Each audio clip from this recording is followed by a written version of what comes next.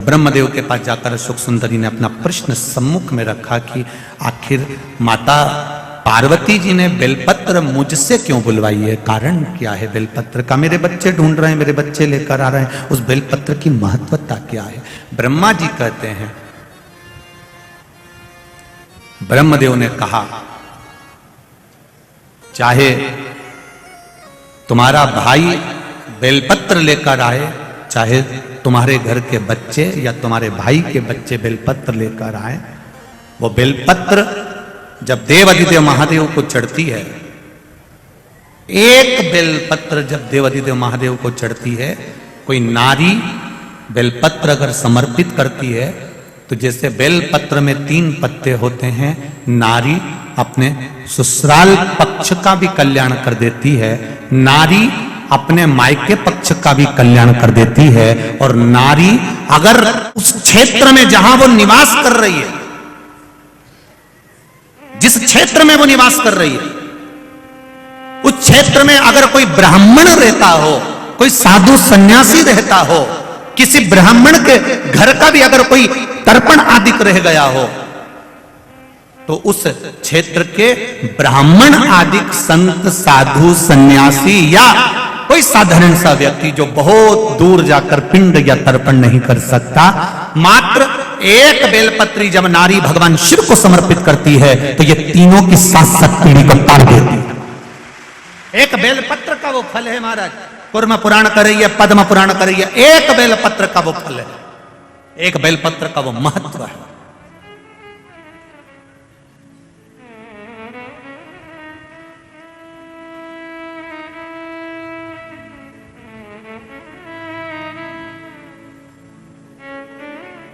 उस बेलपत्र की महत्वता को समझो, इसको व्यर्थ मत। आप शिव मंदिर में जाते हो, शंकर जी के मंदिर में रोड पर आप, कई माताएं यहां पर भी आती हैं, बेलपत्री मांगती हैं, कोई बेलपत्री आपके पांव के सामने पड़ी होती है पर आपको झुककर उठाने में शर्म आ जाती है। किसी ने गिरा दी होगी, हम काय को उठाएं? तुम्हें शर्म आ जाती है। बेलपत्री मंदिर में घूम रहे हो, मंदिर में दर्शन कर रहे हो और बेलपत्री सामने पड़ी और तुम्हें उठाने में शर्म आ रही है।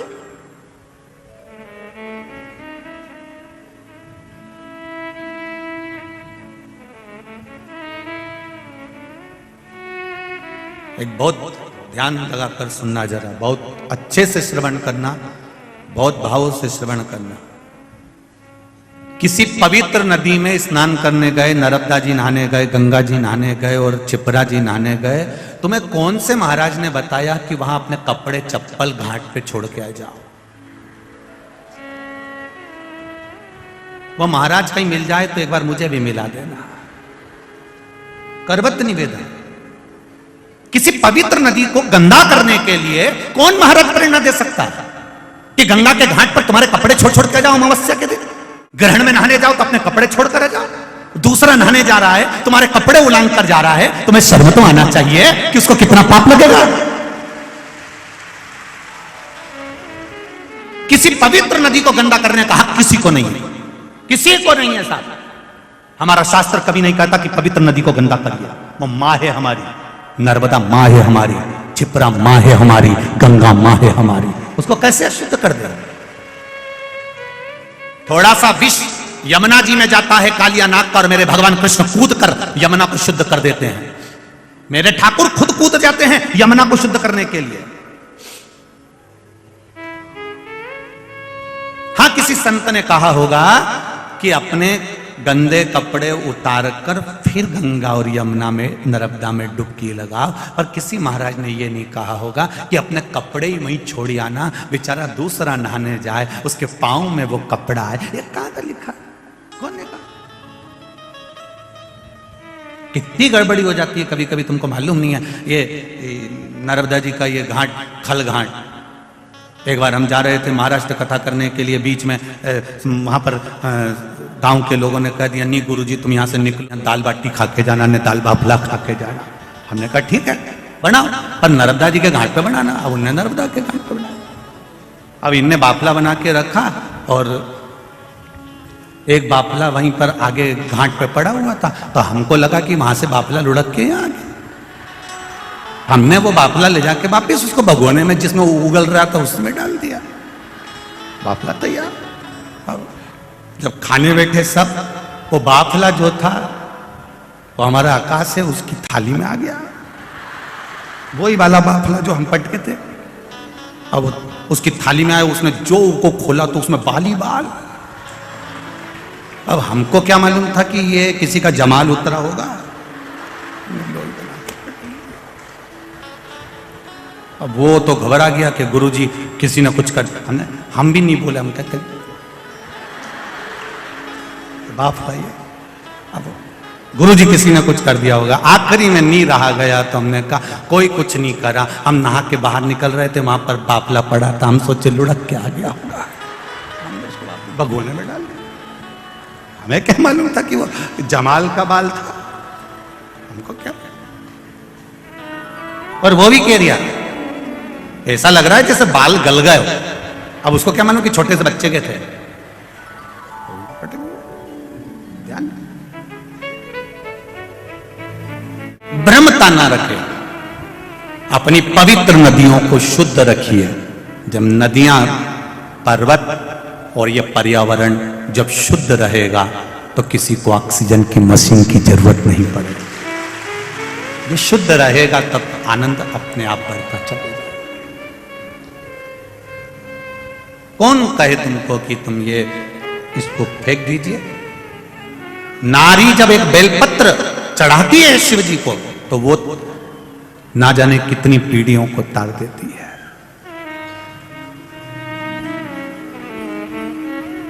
हम तो केवल 7 पीढ़ी या 3 पीढ़ी की बात कर रहे हैं। उज्जैन के ऋण मुक्तेश्वर मंदिर पर दीवाल पर लिखा हुआ है कि शिव महापुराण की कथा वर्णन करती है।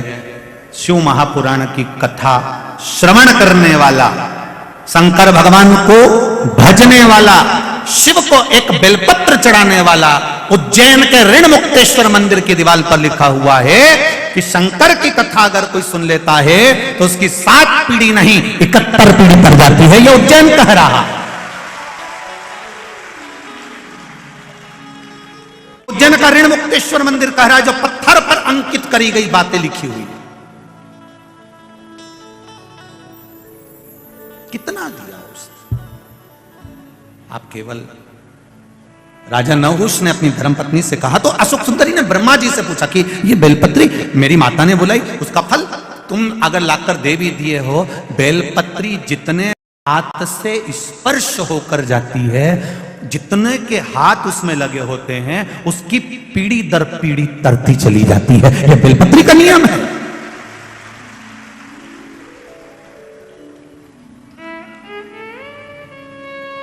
कोरोना बीमारी, अब कोरोना बीमारी को समझ लो जरा। कितना किया प्रशासन ने, हाथ धो, बोला था कि नहीं बोला था? अरे बोलो तो। उन्होंने हाथ धोने का बोला था, तुम जरा से हाथ के चक्कर में छोरा छोरी को धो देती थी। बार बार कहा उन्होंने हाथ धो हाथ धो हाथ धो। क्यों? क्योंकि ये वायरस है, एक से दूसरे को पहुंचेगा, दूसरे का तीसरे को पहुंचेगा, तीसरे से चौथे को पहुंचेगा। बोलो पहुंचा कि नहीं पहुंचा?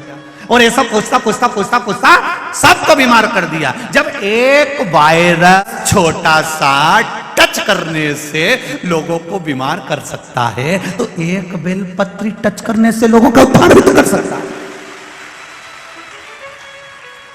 एक वायरस थोड़ा सा टच करा, एक से दूसरे को, दूसरे को तीसरे से, तीसरे से चौथे को पहुंच गया।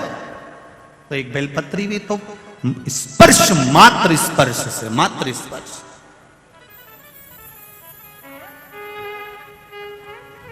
कितना सुंदर लिखा है गर्ग संहिता और नर्मदा पुराण, लिंग पुराण में भी आप पढ़ सकते हो।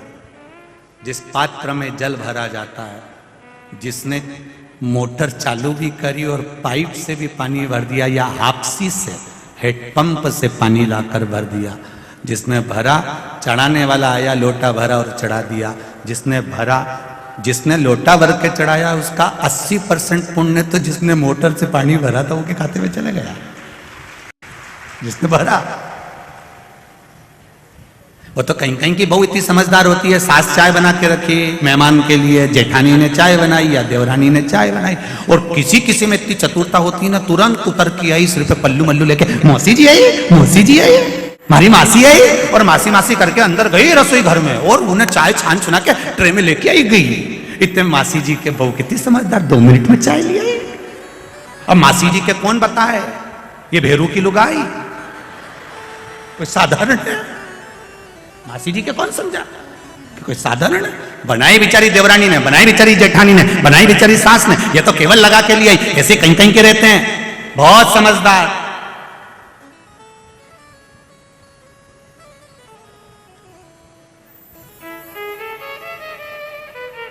अभी हम जहां ठहरे हैं वर्मा जी के, उनके पास में शंकर जी का मंदिर है।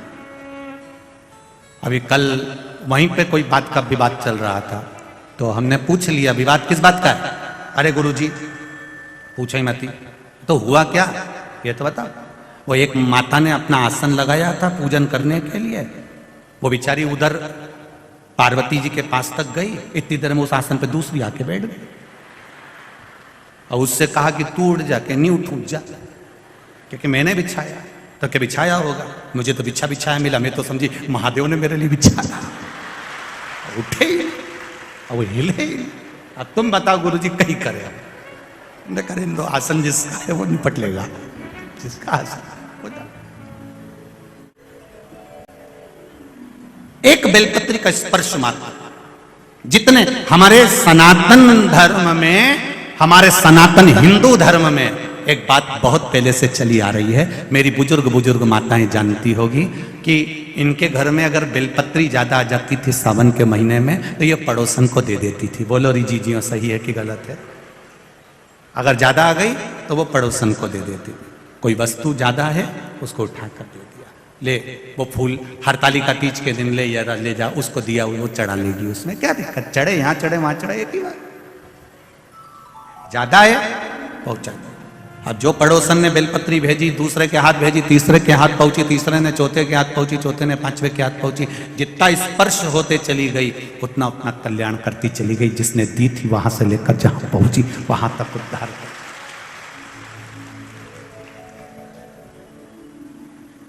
अशोक सुंदरी नीचे आई, अपने पति राजा नहुष को अपनी दिल की बात बताई कि मैंने ब्रह्मदेव से ऐसा ऐसा सुना है और ब्रह्मा जी ने जो कहा मैंने विश्वास मानकर किया।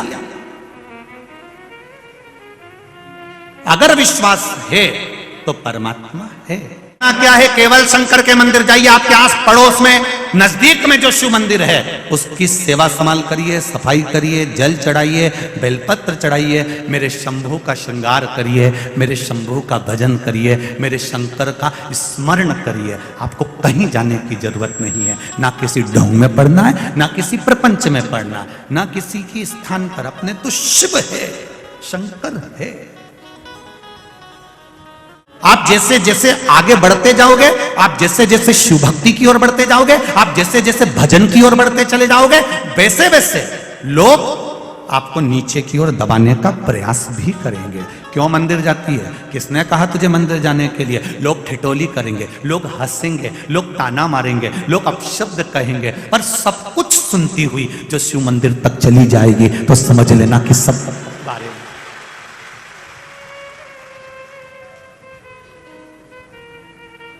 पतंग और पद जब बढ़ता है तो काटने वालों की संख्या भी बढ़ जाती है, निश्चित है।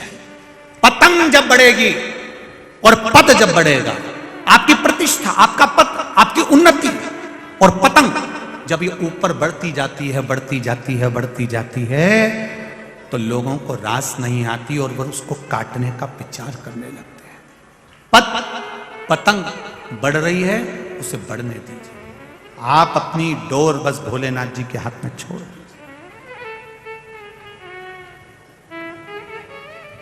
बाबा के हाथ में छोड़।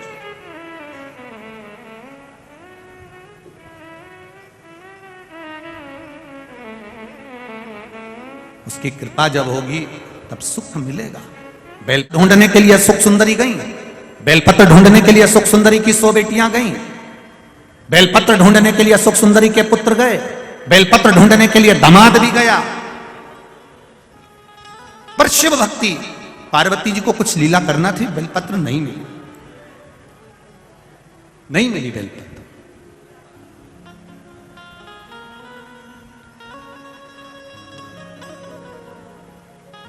वापिस आ गए। पार्वती जी ने पूछा शिवरात्रि है, तुम्हें बेलपत्र नहीं मिली कहीं? नहीं, बेलपत्र नहीं। तब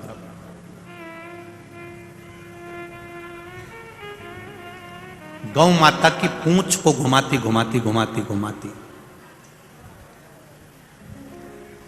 गौ माता की पूंछ को घुमाती माता संतोषी वहां पहुंची।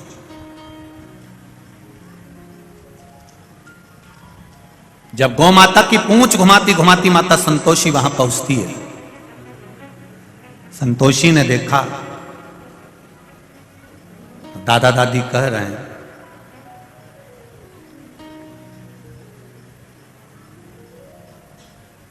ये दादा दादी, दादी जी कह रही हैं, पार्वती मैया कह रही हैं कि बेलपत्र नहीं लाई अशोक सुंदरी से। बुआ से जब ऐसी बात कही जा रही है तो संतोषी ने गाय की पूंछ को छोड़ा, हाथ का स्पर्श सुंदर भाव से करते हुए हाथ खासा करा और संतोषी मैया अंदर गई और शिव जी के पास में, दादाजी के पास में जटा में जो बेलपत्र लगी थी वो बेलपत्र उठाकर संतोषी लेकर आई, पार्वती जी के हाथ में दिया, दादी जी चढ़ा दीजिए। दादी जी ने बेलपत्र लेकर पूछा, संतोषी ये बेलपत्र तेरे पास कहां से आई? ये बेलपत्र तेरे पास आई कहां से? संतोषी ने कहा, दादाजी मस्तक पर चढ़ी थी, ये बेलपत्र मैंने आपको लाकर दी है। चढ़ी हुई बेलपत्र तू मुझे लाकर दी है? संतोषी ने कहा, दादी मां, एक बार मैंने दादाजी के मुख से सुना था, शिव पर चढ़ने के बाद कोई भी चीज निर्मल नहीं होती है, खराब नहीं होती है।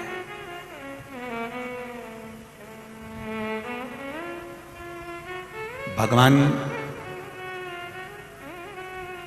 नारायण भगवान के चरण से निकली है गंगा, विष्णु पदी कहलाई है। भगवान विष्णु के चरण से निकली हुई गंगा विष्णु पदी कहलाई है। शंकर जी के ऊपर चढ़ गई तो गंगा भी कहती है मेरा कल्याण हो गया, अब मैं कल्याण करने वाली हो गई। विष्णु पदी कहलाई। शहद मक्खी का झूठा है,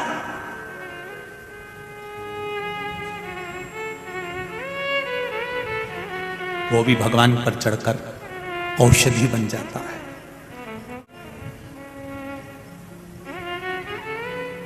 वो भी औषधि बन गया। मेरे शंकर भगवान पर जो चढ़ा वो शुद्ध और आनंदित हो गया। अभी ये कथा जब पूरी हो जाएगी, ये कथा पूर्ण होने के बाद में ये कथा 30 तारीख को पूरी हो जाएगी। 3 तारीख को बड़ौदा गुजरात में, 3 तारीख को बड़ौदा गुजरात में, 3 तारीख से 9 तारीख तक गुजरात वासियों के लिए बहुत सौभाग्य का विषय है कि बड़ौदा में, वैसे तो गुजरात में 2 कथा मिली है गुजरात वालों को, पर उसमें 3 दिसंबर से 9 दिसंबर तक बड़ौदा के लेप्रेसी ग्राउंड में सरदार लस्टेंट 4 रास्ता आजबा रोड बड़ौदा गुजरात में, बड़ौदा के अंदर यह कथा मिली है। 3 तारीख से 9 तारीख तक, 3 दिसंबर से 9 दिसंबर तक कथा का समय पहले दिन तो 1 बजे से 4 बजे रहेगा, पर बाकी के समय 2 बजे से 5 बजे रहेगा। तो उस कथा का मूल तत्व क्या है? जैसे यहां द्वादशक ज्योतिर्लिंग पर कथा चल रही है, वहां जो कथा होगी शंकर भगवान के प्रसाद पर कथा होगी कि शिव जी का प्रसाद 3 हिस्से क्यों होना। शंकर भगवान का जब पशुपति व्रत किया जाता है तो पति भी व्रत कर रहा है, पत्नी भी व्रत कर रही है, तो पत्नी जिस पात्र में प्रसाद बनाई है उस पात्र को प्रसाद बनाने के बाद धोया क्यों जाता है, और पति के लिए जब प्रसाद बनाएगी तो पात्र धोकर क्यों रखा जाता है? उस प्रसाद की महत्वता को जाने। शंकर भगवान को कौन सा प्रसाद लगता है? शिव जी का प्रसाद 7 स्थान ऐसे बताए गए हैं जहां पर शंकर भगवान के प्रसाद को नहीं रखा जाता है।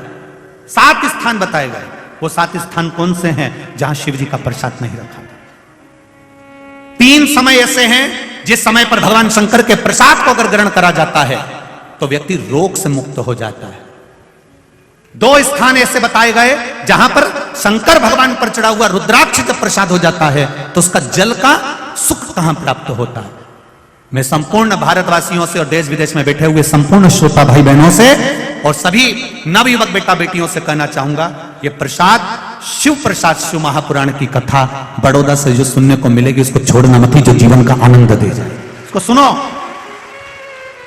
और जो गुजरात की पावन धरा पर आकर कथा सुनना चाहते हैं वो बड़ौदा आकर श्रवण कर सकते हैं, बड़ौदा वासी, गुजरात वासी और आसपास के जितने महाराष्ट्र और राज्य वाले लगे हैं, आओ कथा सुनो, तत्व श्रवण करो, उस कथा का अपने जीवन में उतारो,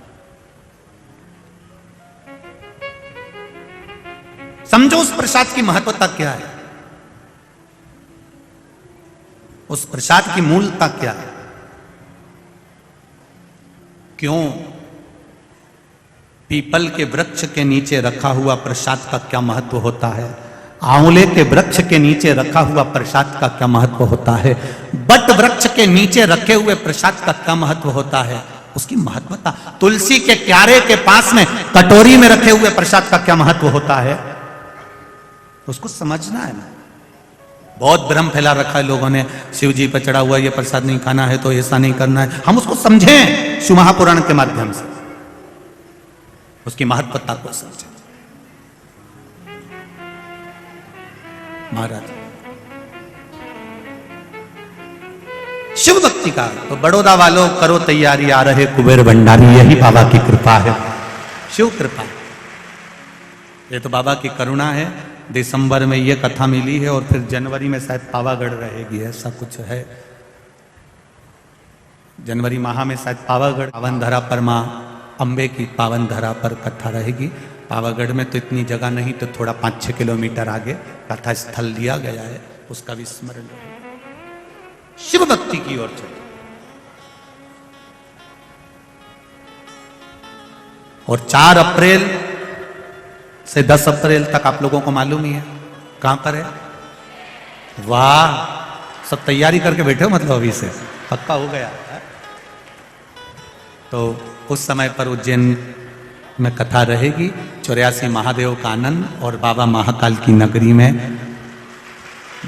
विक्रमादित्य शिव महापुराण की कथा का रसतत्व ग्रहण करेंगे बड़े आनंद के साथ, शिव कथा का रसतत्व।